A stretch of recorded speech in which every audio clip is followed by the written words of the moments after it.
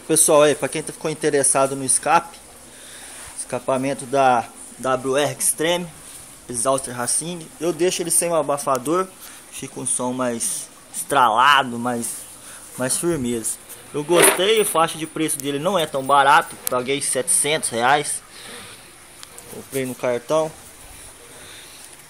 da Ninja 300, né? Fica um som bem maneiro. É lógico, nunca vai alcançar o barulho de uma 600 pela quantidade de pistão, né? Ela é 2 pistões.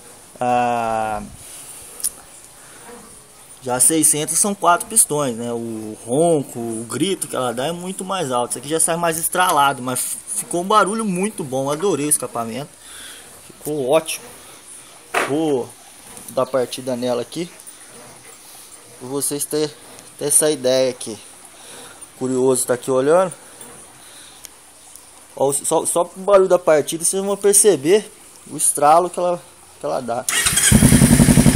Se pelo celular você vai ficar um som legal, entendeu? A boca dele é uma boca bem grande, umas 2 polegadas. Ela faz um barulho bem legal. Dá umas aceleradas aqui pra vocês terem ideia. Dá um grau no painel, dando reflexo aqui do som. Deu pra ouvir bem?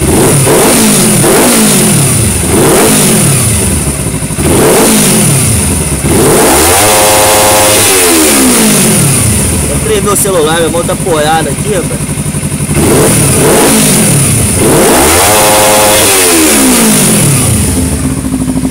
Vou colocar o celular pertinho aqui agora.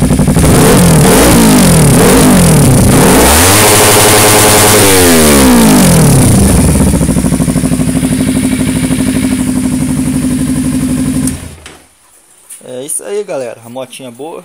Tá fazendo a média aí de 22, 21 km por litro. Mas você já viu que esse escapamento aí você não consegue andar com ela de boa, né? Sempre estralando, sempre dando. Propaganda aí do parceiro aí, Carlos Espírito, Marvadão, CD dele. Isso aí, parceiro. Beleza? Qualquer coisa aí, manda pergunta aí que eu posto mais vídeo. Valeu!